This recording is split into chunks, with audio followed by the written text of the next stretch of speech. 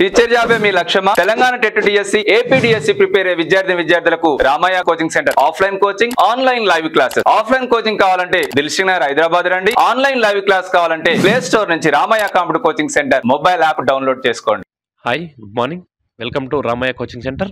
మరి తెలంగాణ ఏపీ సంబంధించి TET DSC అంశాలు ఒకసారి చూస్తే, మరి తెలంగాణ అభ్యర్థులకు ముఖ్యంగా మరి ఈ నెల 30తో టెట్ సంబంధించి అప్లికేషన్ ప్రక్రియ ముగుస్తుంది కాబట్టి ఖచ్చితంగా ప్రతి ఒక్కరు అప్లై చేసుకునే అభ్యర్థులందరూ అప్లై చేసుకోవాల్సిందిగా మనం కోవడం జరుగుతుంది. ఇక ఆంధ్రప్రదేశ్ డిఎస్సి సంబంధించి కీలకమైన అప్డేట్ రావడం జరిగింది.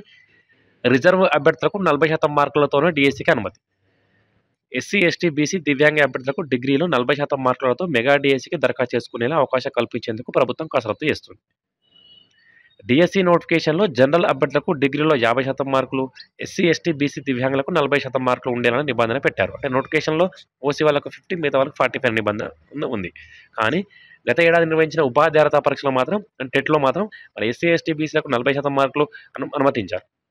మరి బీఈడీ చేసినందుకు డిగ్రీలో 40% అర్హత మార్కులు ఉన్నాయి. మరి బీఈడీ చేసి టెట్ రాసిన తర్వాత ఇప్పుడు 40% మార్కుల నిబంధన పెట్టడంపై అభ్యర్థులు ఆవేదన వ్యక్తం చేస్తున్నారు. అంటే ఇక్కడ కట్ ఆఫ్ ఇయర్ పెట్టడం వల్ల ఖచ్చితంగా కొంత వివాదం అయితే ఉంది. బీఈలో 1, టెట్లో 1, డిఎస్సిలో 1 ఇయర్ పెట్టడం వల్ల, ఎందుకంటే డిగ్రీ చేసి అంటే డిగ్రీలో బీఈడీ చేసేటానికి డిగ్రీలో 40% మార్కున్న, టెట్లో 40% మార్కున్న అనుమతిస్తున్నారు. కానీ ఇక్కడ డిఎస్సి వచ్చే వరకు 45 అంటున్నారు. సో ఈ వివాదం వల్ల ఖచ్చితంగా కొందరు అభ్యర్థులు ఆ 5% తేడాలో అభ్యర్థులు నష్టపోతున్నారు. కాబట్టి దానికి సంబంధించిన వివాదాన్ని పరిష్కారం కొరకైతే మరి విద్యాశాఖ వారు మరి సడలింపిస్తున్నట్టు, 40% మార్కులు వచ్చినా డిఎస్సికి అప్లై చేసుకున్నట్టు వెసులుబాటు ఇచ్చినట్టు ఖచ్చితంగా ప్రతిపాదన సిద్ధం చేసి మరి ప్రభుత్వానికి ఇవ్వడం జరిగింది. ఒక నివేదిక 1-2 రోజుల్లో రానున్నట్టు ఇక్కడ ఇవ్వడం జరిగింది. ఖచ్చితంగా ఒక మంచి న్యూస్ అని చెప్పొచ్చు.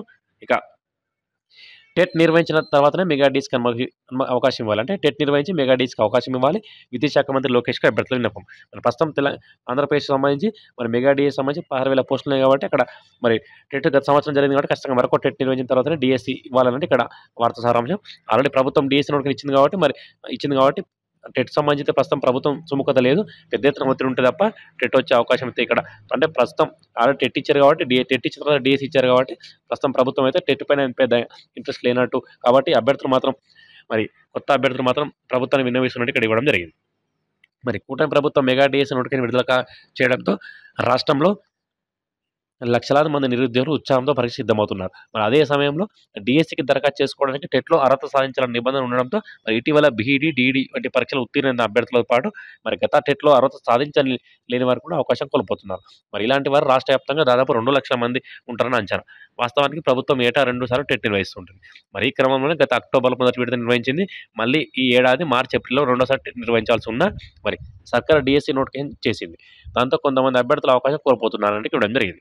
మరి టెట్లో వెయిట్ ఉండడం, డిఎస్సి 20 మార్కులు ఉండడంతో మరి పోస్టులు ఎక్కువ సంఖ్య ఉండడంతో ఖచ్చితంగా టెట్ నిర్వహించాలన్నట్టు ఇక్కడ ఇవ్వడం జరిగింది.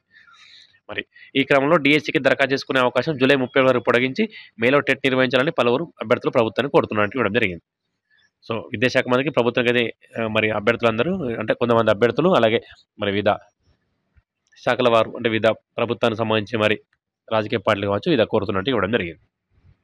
ప్రభుత్వం ఏ నిర్ణయం తీసుకుని చూడాల్సిందే. ప్రభుత్వం అయితే ప్రస్తుతానికైతే ఎలాంటి అవకాశం అయితే లేకుండా మరి డిఎస్సి నిర్వహించడానికి సుముఖత వ్యక్తం చేస్తుంది. కాబట్టి మరి టెట్ పైన అయితే ఇక్కడ న్యూస్ ఇవ్వడం జరిగింది. సో ఇది అప్డేట్. Thank you everyone.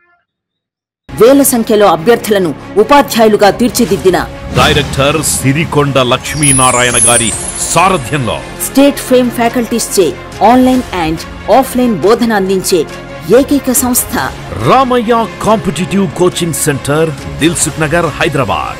100% నూతన సిలబస్ ఆధారంగా ఆఫ్లైన్ అండ్ ఆన్లైన్లలో బోధన. ఆన్లైన్ కోచింగ్ కొరకు డౌన్లోడ్ చేయండి Ramaiah competitive coaching centre mobile app, play store and app స్టోర్లలో లభ్యం. ఆన్లైన్ కోచింగ్ లో అన్ని కోర్సులు తక్కువ ఫీజుతో 1 ఇయర్ వ్యాలిడిటీతో పాటు 1 month, 3 months, 6 months, 9 months validity ప్యాకేజీలు అందుబాటులో కలవు. పూర్తి వివరాలకు సంప్రదించండి 9246208422 88855555202.